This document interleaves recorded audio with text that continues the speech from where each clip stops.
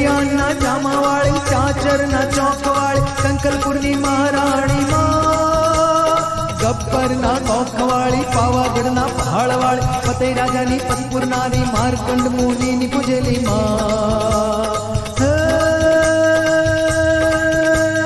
પટણીઓની ભાળનારી, સપ્તપદીની સપ્તચંડિકા, નવખંડની નારાયણી માં, અંબા તું ઈશ્વરી ભોળી ભવાની માં, બહુચર બળધારી માં, 33 કોટી દેવની દેવી, યોગીઓની યોગ માતા, 14 ભુવન વાળી માં, શ્રી બળધારી બહુચર ને ઘણી ખમ્મા, શ્રી બળધારી બહુચર ને ઘણી ખમ્મા, શ્રી બળધારી બહુચર ને ઘણી ખમ્મા, શ્રી બળધારી બહુચર ને ખમ્મા ખમ્મા ખમ્મા.